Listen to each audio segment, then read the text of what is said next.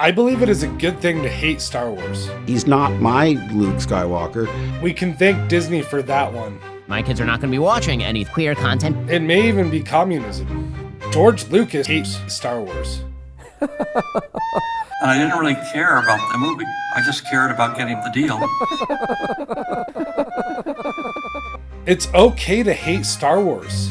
It's okay to love Star Wars. If everybody liked the same thing, that would be pretty boring. In fact, that may even be communism. And nobody likes communism. Everybody's opinion is valid. Whether you love or hate the current state of Star Wars, one thing the fanbase can agree on is that the sequel trilogy sucked.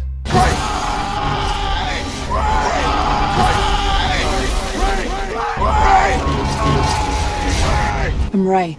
George Lucas meticulously crafted the original saga. And I didn't really care about the deal. I just cared about getting to make the movie. Our passion was to make the movie. Emphasizing character development and groundbreaking visual effects. Unfortunately, the Disney trilogy lacked this depth. Put a chick in it, make her gay! Sure, yeah. Well, let's try that. Again. While some scenes do look visually stunning, the overall storytelling suffered due to a lack of a cohesive vision. You'd better put a chick in it and make it gay. Rushed plot lines. Excuse me, I believe I asked you to put a chick in this and make her gay. And lack of character development. Put a chick in the linguine and make her fucking gay! There's a large portion of the fanbase that is still upset about the sequel trilogy, and rightfully so. In fact, I am a part of that fanbase. They murdered my boy Luke Skywalker, who wouldn't give up on his evil father who chopped his own hand off. Yet, he almost murdered his nephew because of a vision? Make it make sense. Mark Hamill, the person who knows more about Luke Skywalker than anyone next to George Lucas, has even said himself that he disagreed with this version of Luke. He even butted heads with Rian Johnson over this. I said to Ryan, Jedis don't give up. Luke would never say that. Right there, we had a fundamental difference. It isn't a surprise that fans are still mourning the loss of the hopeful Luke Skywalker they knew from the original trilogy. We can thank Disney for that one. This is exactly why I believe it is a good thing to hate Star Wars. You see, fear of a movie leads to hate of an evil corporation, which leads to suffering. I'm tired of suffering. What I mean is that criticism can serve as a vital check and balance on the creative forces that are writing Star Wars today. You see, there are two forms of criticism. Constructive criticism. Now, it might make sense for Obi-Wan to want to disable these lasers if he had intended on using the vehicle, but he doesn't. To be fair, bringing the truck through wasn't the volume's fault. No, there was a scripted reason for that. And destructive criticism.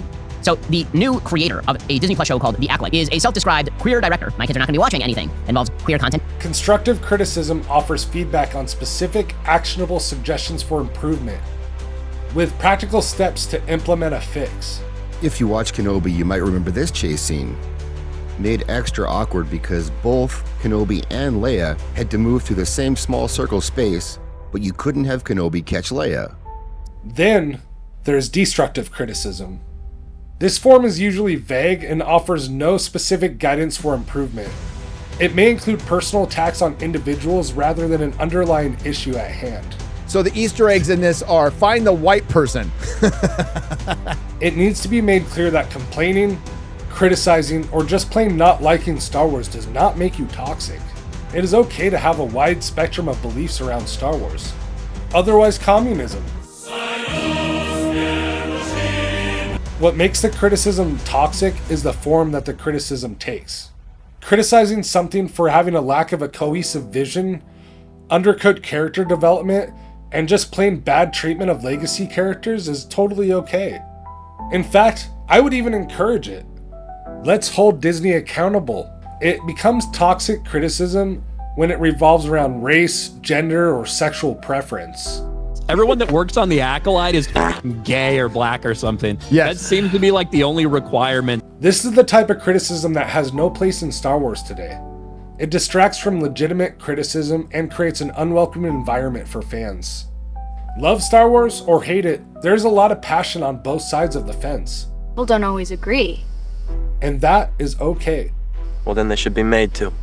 What isn't okay is self-proclaimed fans seeking to sow hate and divide the community. That isn't what Star Wars is about. You'll just have to tolerate his opinion. Fighting will not change it. Hey, if you liked this episode, if you thought I provided anything of value, if you thought the discourse was good, please give me a like, subscribe to my channel, it helps, and comment down below and let me know what you think. Thanks for watching, and may the Force be with us all.